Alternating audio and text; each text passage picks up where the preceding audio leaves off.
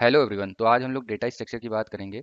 तो इसमें बेसिकली मैं उस पार्ट को कवर करूंगा डेटा स्ट्रक्चर के जो IBPS SO IT exams and IBPS RRB SO IT exams and SBI SO IT exams के लिए इंपॉर्टेंट है। तो इस वीडियो में प्रोफेशनल नॉलेज से रिलेटेड क्वेश्चंस आते हैं, तो उनके बारे में डेटा स्ट्रक्चर के पॉइंट ऑफ व्यू से हम डिस्कस करेंगे। ठीक है। तो पहला टॉपिक ये आता है कि डेटा स्ट्रक्चर होता क्या है। तो data structure is systematic way to organise data. ठीक है। मीन्स डेटा को सिस्टमेटिक वे में ऑर्गेनाइज करना, मतलब सुव्यवस्थित रूप से डेटा को ऑर्गेनाइज करना ही डेटा स्ट्रक्चर कहलाता है। और उसके बाद in order to use efficiently means हम इस डेटा को स्ट्रक्चर वे में, स्ट्रक्चर फॉर्म में स्टोर करके हम उसको डिफरेंट डिफरेंट जगह पे यूज कर सकते हैं। तो इस वजह से data structure is very important for the point of view like data organisation. Okay. तो आगे चलते हैं।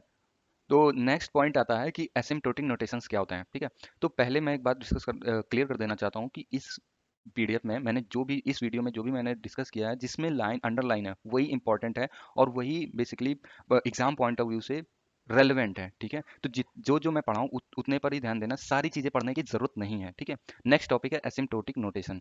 देखो, देखो कंप्यूटर साइंस में एक प्रॉब्लम को हम कई तरीके से सॉल्व कर सकते हैं। ठीक है। तो एक प्रॉब्लम को कई तरीके से जब हम सॉल्व कर पा रहे होंगे तो हम उसमें डिफरेंट डिफरेंट एल्गोरिदम्स को यूज करेंगे। तो एक एल्गोरिदम को दूसरे एल्गोरिदम से कंपेयर करने के लिए हम एसिम्प्टोटिक नोटेशंस का यूज करते हैं। ठीक है। तो ये चीज आपको ध्यान रखना है कि एसिम्प्टोटिक नोटेशन, एक एल्गोरिदम को दूसरे एल्गोरिदम से कंपेयर करने के लिए हम एसिम्प्टोटिक नोटेशंस का यूज करते हैं। उसके बाद आता है कि asymptotic analysis of an algorithm refers to defining the mathematical foundation framing of its runtime performance। तो एसिम्प्टोटिक नोटेशंस का बेसिकली यूज यही होता है कि हम जो हमारे पास एल्गोरिदम है उनको हम मैथमेटिकल फॉर्म में उसको रिप्रेजेंट कर सकें, फ्रेमिंग के फॉर्म में रिप्रेजेंट करें और रन टाइम के बिहाफ पर हम उसका परफॉर्मेंस चेक कर सकें। मींस कितनी देर में हमने सपोज कोई एक प्रॉब्लम ली, उस प्रॉब्लम को सॉल्व करने में कोई एक एल्गोरिदम कितना टाइम ले रही है, कितनी तेज है, कौन कितनी धीमे है। इस तरीके की इफिशिएंसी को हम मैनेज करने के लिए और एनालिसिस करने के लिए हम एसिम्प्टोटिक नोटेशंस का यूज करते हैं। ठीक है। आगे चलते हैं। ये कह रहा है using asymptotic notation we can we can very well conclude the best case, average case and worst case scenario of an algorithm। Means एक एल्गोरिदम के हम डिफरेंट डिफरेंट जो भी हमारे पास एनालिसिस है वो परफॉर्म कर सकते हैं। जैसे बेस्ट केस हम एनालिसिस कर सकते हैं, एवरेज केस एनालिसिस कर सकते हैं और वर्स्ट केस एनालिसिस कर सकते हैं। ठीक है। तो आगे चलते हैं। बेस्ट केस क्या होता है? Minimum time required for program execution. Means जो हमने प्रोग्राम लिखा है उसमें कितना कम से कम टाइम लगेगा, तो उसको बोलते हैं बेस्ट केस। एक्चुअली सपोज हमने एक एल्गोरिदम लिखी है किसी प्रॉब्लम को सॉल्व करने के लिए और वो मिनिमम एक एक मिनट ले रही है और मैक्सिमम 5 मिनट ले रही है। ठीक है। तो मिनिमम जो टाइम रहेगा ना उसको बोलते हैं बेस्ट केस, यानी कि minimum time required for program execution. ठीक है। मैं एक एग्जांपल के थ्रू आपको बताता हूँ। जैसे हमारे पास एक एरे है, उसमें वैल्यू गिवन है 1 2 3 4 5। ठीक है। अब इस एरे के अंदर हमें ये सर्च करना है कि 1 कहाँ पर है। ठीक है। तो जब हम फर्स्ट टाइम इसको सर्च करेंगे तो यहाँ पर जाएंगे तो हमें 1 पहले ही मिल जाएगा। मीन्स तो ये हमें जो वैल्यू तुरंत मिल गई ना, इसकी इसका अगर हम इसमें नेक्स्ट टाइम अगर सर्च करें 5 को, तो 5 के लिए तो वर्स्ट हो गया। मीन्स तो अगर हम 1 को सर्च करेंगे तो हमें कम टाइम लगेगा, अगर हम 5 को सर्च करेंगे तो हमें यहाँ से लेके यहाँ तक पूरा ट्रैवर्स करना पड़ेगा। मीन्स पहले हम इसको चेक करेंगे कि ये हमारा 1 के बराबर है कि नहीं, ये 5 के बराबर है कि नहीं, ये 5 के बराबर है कि नहीं, ये 5 के बराबर है कि नहीं, ये भी है कि नहीं, ये है कि नहीं। जब हम यहाँ पर 5 पर पहुंचेंगे तब हमें जाकर डायरेक्ट बेस्ट केस मिलेगा। ठीक है। लाइक वर्स्ट केस मिलेगा। मीन्स अगर हम अपने एरे में सर्चिंग करते हैं और वो हमें फर्स्ट टाइम में मिल जाता है तो इसमें सबसे कम टाइम लगेगा। ठीक है। अगर हम 1 को सर्च करेंगे तो सबसे कम टाइम लगेगा, अगर हम 5 को सर्च करेंगे तो हमें ज़्यादा टाइम लगेगा। ठीक है। In comparison of 1। ठीक। तो बेस्ट केस क्या हो गया? बेस्ट केस मिनिमम टाइम जितना लगना है वो, इट मींस किसी एल्गोरिदम का मिनिमम टाइम कितना लगने वाला है, minimum time required for program execution, वो बेस्ट केस हो गया। ठीक है। नेक्स्ट चलते हैं, एवरेज केस की बात करते हैं। तो average case means average time required for program execution. Means program को एग्जीक्यूट करने के लिए एवरेज टाइम जितना रिक्वायर्ड होगा उसको एवरेज केस बोलते हैं। ठीक है। नेक्स्ट पॉइंट है worst case. Worst case means होता है जो मैक्सिमम टाइम लग रहा है किसी प्रोग्राम के एग्जीक्यूशन को, उसको हम वर्स्ट केस बोलेंगे। ठीक। जैसे कि अगर हम, जैसे मैंने अभी आपको एग्जांपल दिया, तो अगर हम 1 को सर्च करेंगे तो ये मिनिमम टाइम लग रहा है, तो ये बेस्ट केस हो गया। ठीक है। अगर हम 5 को चेक करेंगे, 5 को सर्च करेंगे तो ये लास्ट में प्रेजेंट है, यहाँ से लेके यहाँ तक जब हम सर्चिंग करेंगे तो यहाँ ये लास्ट में प्रेजेंट है, इसलिए ये वर्स्ट केस हो गया। ठीक है। मीन्स इसको सर्च करने में सबसे ज़्यादा टाइम लगेगा। ठीक। अगर हम 3 को सर्च करेंगे तो ये बीच में प्रेजेंट है और इसको टाइम काफ़ी कम लग रहा है। मीन्स इससे तो ज़्यादा लग रहा है, मीन्स 1 से तो ज़्यादा लग रहा है लेकिन 5 से कम लग रहा है, इसलिए ये एवरेज केस है। Means average time required for program execution. तो आगे चलते हैं, बात करते हैं following are common use asymptotic notation used in including sorry in calculating running time complexity of an algorithm. Means जब हम जो हमारी एल्गोरिदम है उसको एनालिसिस करने के बाद हम अपने जो भी हमारे नोटेशंस हैं, जो हमारी एल्गोरिदम है उस एल्गोरिदम की जो टाइम कॉम्प्लेक्सिटी है उसको रिप्रेजेंट कर कैलकुलेट करने के बाद रिप्रेजेंट करने के लिए हम ये तीन नोटेशंस का यूज़ करते हैं। ये देखो ओ लिखा है इसलिए इसको बिग ओ नोटेशन बोलते हैं, ये ओमेगा है इसलिए ओमेगा नोटेशन इसको बोलते हैं, और ये थीटा है तो इसलिए थीटा थीटा नोटेशन बोलते हैं। ठीक है, ये तीन नोटेशंस हैं, इनके अलावा कोई नोटेशन नहीं होता। ठीक है, तो अगर आपको क्वेश्चन आता है कि एसिम्प्टोटिक नोटेशंस कौन कौन से हैं, ये तीनों एसिम्प्टोटिक नोटेशन है। ठीक है, तो इस चीज़ को आप ध्यान रखना। आगे चलते हैं। तो अब हम इसमें डिस्कस करेंगे big O notation, big omega and theta notation. ठीक है, तो चलो आगे बढ़ते हैं। तो big O notation is basically use to express upper bound of an running algorithms time. Means किसी भी एक एल्गोरिदम के जो टाइमिंग है, रनिंग टाइमिंग, उसको उसका अपर बाउंड डिस्क्राइब करने के लिए बिग ओ नोटेशन का यूज करता है। तो इस चीज को आप ध्यान रखना, इसके अपर बाउंड को, अपर बाउंड का जो means upper bound of an algorithms running time, किसी भी एल्गोरिदम के जो रनिंग टाइम है उसका अपर बाउंड निकालने के लिए हम इस बिगो नोटेशन का यूज करते हैं। और this basically measures worst time complexity, और ये वर्स्ट टाइम कॉम्प्लेक्सिटी को मेजर करता है। ठीक है, उसके बाद आते हैं डेफिनेशन पर। Given an function gn we denotes gn to be the set function. Means देखो, देयर पॉजिटिव कांस्टेंट। डेफिनेशन ये कहती है कि यहाँ पर c होना चाहिए और n नॉट होना चाहिए इस तरीके से कि fn की जो वैल्यू है वो less than or equal to C ji n for all value of n and n naught. ठीक है, मीन्स n अगर हमारा वेरी करता है तो n जो हमारी वैल्यू है fn की और जो हमारी वैल्यू आने वाली है gn की वो less than or equal to F N से होनी चाहिए। ठीक है, G N includes all function that are upper bound by G N. Okay, उसके बाद वी से दैट हम ये कह सकते हैं कि F N is big O of G N. ठीक है, as increase F N grows no faster than G N. Means जैसे जैसे एफ एन ग्रो करेगा वो जी एन से ज़्यादा आगे उससे ज़्यादा नहीं बढ़ पाएगा। देखो ग्राफ के थ्रू मैं बताता हूँ। देखो ये एक्स एक्सिस रिप्रेजेंट करता है एन को, ठीक है, और वाई एक्सिस रिप्रेजेंट करता है टी को। ठीक है, अब एन नॉट एक ऐसा पॉइंट होता है जिसके बाद एफ एन की वैल्यू हमेशा ही कम रहेगी जी एन से। ठीक है, अब देखो जैसे जैसे हम n की वैल्यू कम ज़्यादा करेंगे, मीन्स n अगर इधर बढ़ेगा, एक्स एक्सिस पर n है तो यहाँ पर वैल्यू 1 रहेगी, यहाँ पर 2, इस तरीके से वैल्यू वेरी कर रही होगी। ठीक है, तो जब इससे हम आगे बढ़ेंगे तो n की वैल्यू वेरी होगी, मीन्स इंक्रीज हो रही होगी। तो जैसे जैसे n की वैल्यू इंक्रीज होगी जो fn का फंक्शन रहेगा वो भी इंक्रीज हो रहा होगा, लेकिन ये हमेशा gn से कम ही रहेगा। ठीक है, तो इस बात का आप ध्यान रखना।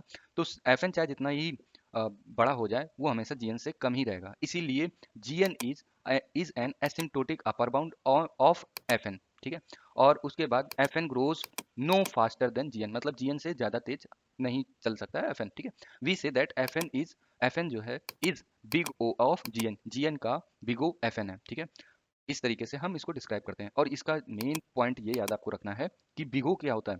बिगो की कंडीशन क्या है, जीरो से बड़ा होगा, zero greater than zero f N, greater than or equal to zero f n, and less than or equal to C G N. ठीक है, और सी और एन बेसिकली एग्जिस्ट करना चाहिए, देयर एग्जिस्ट पॉजिटिव कांस्टेंट सी और एन नॉट, इस प्रकार से ताकि हमारा जो एफ एन की वैल्यू है उसकी वैल्यू हमेशा कम रहे सी जी एन से। ठीक है, अब आगे चलते हैं। एक तो इसमें बिगो में आपको क्या क्या याद रखना है, पहली बात तो ये वर्स्ट केस के लिए यूज होता है, और दूसरी बात ये को अपर बाउंड को एल्गोरिदम की जो रनिंग टाइम है उसका अपर बाउंड डिस्क्राइब करता है। ठीक है, अब एक फंक्शन लेके डिस्क्राइब करता है कि देखो f n n square plus n is equal to big O of n की पावर 3। तो इसमें एफ एन हमारा एन की पावर स्क्वायर प्लस एन और जी एन एन की पावर 3 है। ठीक है, प्रूफ करते हैं इसको। We have f n equal to this one and g n equal to n की पावर 3। ठीक, अब हमने यहाँ पर ये कहा था कि हमारे पास ऐसे एक पॉइंट होने चाहिए जहाँ पर ये कंडीशन ट्रू हो। ठीक है, तो हम इस कंडीशन को ट्रू करेंगे और हमारे पास दो कांस्टेंट जरूर होने चाहिए। ठीक है, तो अब अगर हमारे पास n की value greater than or equal to 1 है, अगर हम यहाँ पर n की वैल्यू 1 रखें तो यहाँ पर 1 हो जाएगा, फिर उसके बाद ऐड करेंगे तो यहाँ पर वैल्यू 1 हो जाएगी, और n की पावर 3 है, n की पावर 3 यानी 1 की वैल्यू अगर 3 हो जाएगी तो वैल्यू 1 ही रहेगी। ठीक है, तो 2 1 प्लस 1 2, ठीक है, और 1, तो ये कंडीशन हमारी फॉल्स हो जाएगी। अब इसके लिए हमें एक बार n की पावर 3 और ऐड करना पड़ेगा, तो जब n की पावर 3 ऐड हो जाएगा तो 1 प्लस 1, अब कंडीशन हो जाएगी ट्रू। ठीक है, तो ये हमारा n नॉट जो है तो वो n इज इक्वल टू 1 हो जाएगा। ठीक, आगे चलते हैं। Notice that n greater than or equal to 1, then ये कंडीशन हमेशा ट्रू रहने वाली है कि अगर n की पावर, अगर आप n इक्वल टू 2 लेते हो तो 2 की पावर 2 4, और 2 की पावर 3 8, तो 4 less than or equal to 8, condition true. ठीक है, तो ये चीज़ आपको समझ में आ गई होगी आई होप। अब इन जनरल फॉर्म में अगर बात करें तो a less than or equal to b हमेशा के लिए, देन n की power a less than or equal to n की power b whenever n greater than or equal to 1। ठीक है, तो आगे चल के ये जनरलाइज फॉर्म है, इसका ज़्यादा यूज़ नहीं है। चलो आगे बढ़ते हैं। देयर फॉर n की power 2 plus n less than or equal to n की पावर 3 प्लस n की पावर 3। बेसिकली ये जो दो बार n की पावर 3 n की पावर 3 किया गया, ये c कांस्टेंट को यूज़ करने के लिए किया गया, क्योंकि हमारे पास कोई कांस्टेंट नहीं विजिबल हो रहा था इस वजह से। ठीक है, अब आगे चलेंगे और बात करते हैं। We have just shown that n की power 2 plus n less than or equal to n की पावर 3। तो हमारा जो पहले हमारी ये कंडीशन थी कि हमें c मिलना चाहिए और n नॉट मिलना चाहिए, तो वो दोनों चीज़ें हमें मिल चुकी हैं। n तो हमारा वेरी कर रहा होगा, लेकिन c हमें 2 मिल चुका है। ठीक है, अगर हम अब यहाँ पर कंडीशन हमें ट्रू करनी है, तो n की पावर अगर हम 2 रखेंगे, 2 की पावर 2 मीन्स 4 प्लस 2 यानी 6, 4 प्लस 2 6 हो जाएगा, और 6 less than or equal to 2 multiply by 2 की power 3 means 8 into 2 16, 16 less than 8, condition true हो गई। ठीक है, तो इस तरीके से ये अगर ये कंडीशन ट्रू हो रही है तो हम ये कह सकते हैं कि fn, इस तरीके से कंडीशन ट्रू हो रही है तो gn is an asymptotic upper bound of fn। ठीक है, आई होप आपको समझ में आ गया होगा। तो इसमें अपर बिगो में आपको दो चीज़ें जरूर याद रखनी है कि ये बेसिकली वर्स्ट केस के लिए यूज होता है, और ये अपर बाउंड कैलकुलेट करता है, अपर बाउंड ऑफ किसी भी एल्गोरिदम की रनिंग टाइम को डिस्क्राइब करता है। ठीक है, नेक्स्ट आगे बढ़ते हैं और बात करते हैं बिगो क्या होता है, सॉरी बिग ओमेगा क्या होता है। तो big omega is formal way to express the lower bound of algorithms running time, means किसी भी एल्गोरिदम का जो रनिंग टाइम है उसके लोअर बाउंड को डिस्क्राइब करने के लिए हम बिग ओमेगा का यूज करते हैं। और दूसरा इसका पॉइंट ये है कि it measures best time complexity, और ये बेस्ट टाइम कॉम्प्लेक्सिटी को रिप्रेजेंट करता है, और ये कह सकते हैं मेजर करने के लिए यूज होता है। और best amount of time N algorithm, किसी भी एक एल्गोरिदम के जो कितना बेस्ट अमाउंट ऑफ टाइम है उसको डिस्क्राइब करने के लिए यूज होता है। अगर कोई एल्गोरिदम आपकी 2 मिनट में कंप्लीट हो पा रही है और कोई एल्गोरिदम 10 मिनट में कंप्लीट हो पा रही है, तो I hope best time complexity उसकी 2 होगी। तो इस बिहार पर हम उसको बेस्ट अमाउंट जो हमारा टाइम है उस बिहार पर हम कंसीडर करते हैं, जिसका लेस अमाउंट ऑफ टाइम होता है उसको कंसीडर करते हैं। ठीक है, अब जैसे हमने यहाँ पर बात करी थी कि यहाँ पर बिग ओमेगा की कंडीशन क्या होती है, तो बिग ओमेगा की कंडीशन ये होती है। अब अगर बात करें बिग ओमेगा की कंडीशन क्या होती है, तो उसके लिए यहाँ पर एक पॉइंट ये है कि बिग ओमेगा लोअर बाउंड के लिए यूज होता है। ठीक है, तो लोअर बाउंड के लिए जैसे यूज होता है तो उसके लिए कंडीशन ये कहती है कि एफ एन की वैल्यू हमेशा बड़ी रहेगी, मीन्स एफ एन की वैल्यू हमेशा बड़ी रहेगी, बड़ी और बराबर, means F N greater than or equal to C ji N. C तो कांस्टेंट हो जाएगा और जी एन वेरी कर सकता है। अब जी एन की वैल्यू हमेशा छोटी रहेगी एफ एन से, तभी जाकर वो लोअर बाउंड को कंसीडर करेगा। ठीक है, तो अब यहाँ पर सेम जो डेफिनेशन उसके लिए थी ऊपर वाले के लिए, बिगो के लिए, यहाँ पर बिग ओमेगा की हम जब बात करेंगे तो हमारे पास एक कांस्टेंट होना चाहिए सी और एन नॉट, ताकि हम हमारे पास जो ये कंडीशन आ रही है बिग ओमेगा की वो ट्रू हो सके। ठीक है, अब आगे चलते हैं। If f N is non negative, अगर एफ एन जो फंक्शन है हमारा वो नॉन नेगेटिव है, then we can simplify last condition to this one. ये कंडीशन हमेशा हमें ट्रू चाहिए होगी, तभी हम बिग ओमेगा को ये रिप्रेजेंट कर सकें कि ये हमारे पास जो टाइम कॉम्प्लेक्सिटी आ रही है वो वेरी लेस है और this one is best time complexity. ठीक है, अब आगे चलते हैं। We say that f N is omega of G N, means F n जो है वो ओमेगा ऑफ जी एन है। ठीक है, एज वी इंक्रीज, अगर एन की वैल्यू इंक्रीज करेंगे तो जो जी एन है उसकी वैल्यू ऑटोमेटिक स्लो डाउन होती जाएगी। ठीक है, ग्राफ के थ्रू ये ज़्यादा अच्छा समझ में आएगा। देखो ये जो वाई एक्सिस है ये टी को रिप्रेजेंट करता है, टी मीन्स टाइम, और ये एन को रिप्रेजेंट करता है। ठीक है, एक्स एक्सिस, और एक्स एक्सिस पर एक ऐसा पॉइंट हमें लेना है एन नॉट, जिसके बाद आपकी जो एन नॉट, जिसके बाद gn की वैल्यू हमेशा कम रहेगी fn से। ठीक है, तो fn की जो वैल्यू है जब आप n नॉट से आगे की तरफ ले जाओगे तो gn हमेशा लोअर रहेगा। ठीक है, तो इसलिए it as n increases fn grows no slower than gn। ठीक है, fn हमेशा gn से बड़ा रहेगा, इसका ये मतलब है। In other word gn is an asymptotic lower bound of on fn पर cgn जो gn है वो लोअर बाउंड है। ठीक है, अब आगे बात करते हैं। gn includes all function that are lower bounded by gn। ठीक है, और इसमें केवल आपको दो चीजें याद रखनी है। बेस्ट टाइम कॉम्प्लेक्सिटी के लिए ओमेगा नोटेशन का यूज करते हैं, बिग ओमेगा नोटेशन का, और लोअर बाउंड कंसीडर कर सकते हैं। ठीक है, और तीसरा पॉइंट आपको ये याद रखना है कि ये वाली जो कंडीशन है, ठीक है, सी जी एन हमेशा लेस रहेगा एफ एन से। ठीक है, अब आगे चलते हैं और बिग थीटा की बात करते हैं। ठीक है, बिग थीटा, तो बिग थीटा में ये आपको नहीं पढ़ना है, इसके आगे वाला पार्ट पढ़ना है। तो बिग थीटा में क्या कहता है कि यहाँ पर भी if there are 3 positive constant like c1 c2 and n naught, इस प्रकार से हैं कि जो fn की वैल्यू है, वो हमेशा बीच में लाई करे, मीन्स सी वन gn से बड़ी रहे और C1 Gn से बड़ी रहे और C2 Gn से हमेशा छोटी रहे। इस प्रकार से हमें सारी वैल्यूज की n की जो सारी वैल्यूज हैं उनके लिए ये कंडीशन ट्रू रहनी चाहिए, ठीक है। तो इसमें जो थीटा नोटेशन है इसमें आप क्या करते हो बेसिकली, किसी भी एल्गोरिदम की जो एवरेज टाइम कॉम्प्लेक्सिटी है उसको आप कैलकुलेट कर रहे होते हो, ठीक है। और उसके बाद ये एवरेज, वन सेकंड रुकना, एवरेज बाउंड कह सकते हैं, एवरेज बाउंड रनिंग टाइम को कंसीडर करता है। लाइक देखो यहाँ पर क्या है, ग्राफ के थ्रू समझाते हैं। ये हमारा n एक इनपुट है और t हमारा टाइम है। n वेरी होता है, मीन्स n हम डिफरेंट डिफरेंट यूज कर सकते हैं, लेकिन हमेशा ये चीज याद रखना कि एक पॉइंट ऑफ टाइम से, मीन्स एक पॉइंट ऑफ n वाला जो टाइम है, मीन्स n वाले एक पॉइंट से जब हम आगे की तरफ बढ़ेंगे तो fn की वैल्यू हमेशा एवरेज रहेगी, इन दोनों के बीच में रहेगी।